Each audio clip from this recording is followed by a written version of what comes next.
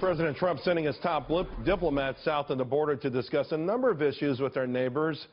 Security Secretary of State Rex Tillerson is stressing the importance of one, bilateral trade. We agreed that our two countries should seize the opportunity to modernize and strengthen our trade and energy relationship.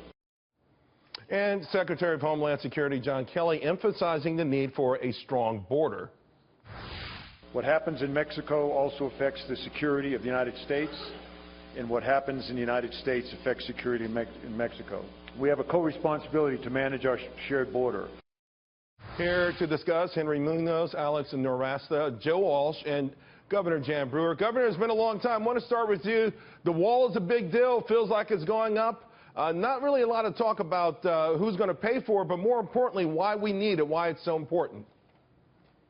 Well, I think it's real important, first and foremost, is because Donald Trump promised that it would be done. Our border needs to be secure to keep us safe inside our country. And obviously, a country without borders is no country at all. We're just overrun with illegal immigration and drug trafficking. So I'm very, very thrilled that he promised it on his campaign, and he's going to deliver. Alex, and I think it will be done. Oh, I think it's going to be done. There's no doubt about it. And Alex, you have some pushback. Some economists, even libertarian-thinking economists, are saying it's a waste of time. It could be a $20 billion white elephant boondoggle, and it won't do the things that are promised. Are you in that camp? Oh, absolutely. Absolutely. I mean, it's going to be a lot more than $20 billion, too. I mean, what they're saying is $6.5 million per mile for a single-layer fence, and that doesn't count the enormous amount of private property that's going to be taken by the government in order to build this. So we have to also realize that the flow of illegal immigrants across the border now is about what it was in the early 1970s. It's crashed since the beginning of the Great Recession. So this wall, whatever the governor is saying, might have been an effective tool 15 years ago, but it's 15 years too late to really make a difference because the flow of unauthorized immigrants is so low. Well, here's the thing, though, Joe. I tell you what's not at an all-time low.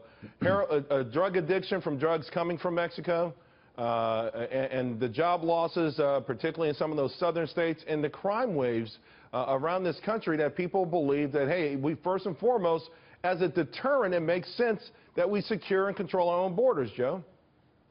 Look, walls work. There's a wall around the White House. Many of us have walls and gates in the homes we live in. Hey, Charles, this is why Donald Trump got elected. The wall, literally and figuratively. Yeah. Finally, he got elected because we wanted somebody who would control our border. Now, if it's just a wall, I agree. We need more than that. We need manpower down there. We need technology, drones, the whole thing. But we need to control our borders, and we're finally going to get it done. Mexican illegal immigrants didn't take jobs from workers in Michigan and Ohio and Pennsylvania who voted for Donald Trump. That's just a simple nonsense. It's a talking point. It doesn't make any kind of sense. Joe? That's bull. They do. Absolutely, they do. Really? Illegals in Mexican this illegal immigrants are the reason why Detroit has gone bust?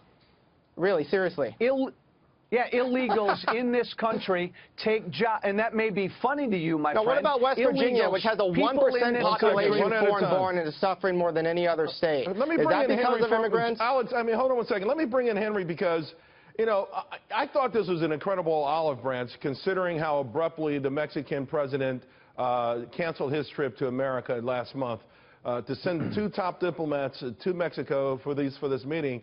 And yet what we're hearing in the press, particularly from the Mexican press, is that Mexicans and the Hispanics are offended by all of this.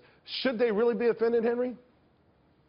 Well, I think Mexicans are offended by the way that this president has talked about them and their families. But everybody wants a secure border. What about being offended about the idea of a wall? About an idea of adjusting our trade with them?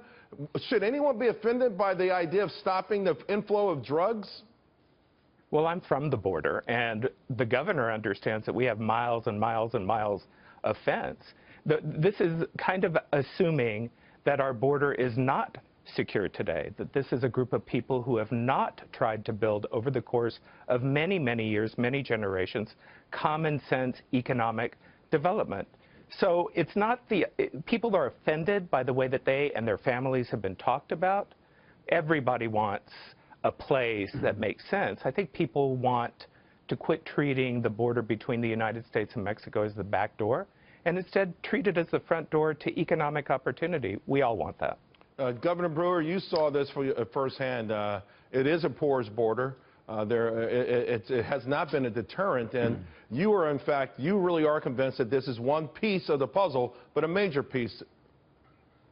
Absolutely. We need our borders secured, and we know that we need more boots on the ground. Donald Trump has done that. 10,000 more ICE agents, 5,000 more Border Patrol. We also need technology to enforce that. The bottom line is our border needs to be secured, and of course, we want commerce to go across those borders legally. Unfortunately, most of the commerce that's coming across is drugs and drug cartels and smugglers and sex trafficking, and we all pay the price for that. And the American public is fed up, and that is why Donald Trump got elected. They want our border secured. They want to feel safe in their homes and in their streets. Alex, real quick. The size of Border Patrol has more than doubled since 2004. If you want to see big government in action, you want to see a big border bureaucracy, you take a look at what has happened on the border. It's more secure than it's been for almost our entire lives. It's more peaceful than a lot of people want to admit. And you want to see a big growth in government, you want to see a big, expensive program run by Washington, D.C., you increase the size of Border Patrol and build a wall over private land. Joe?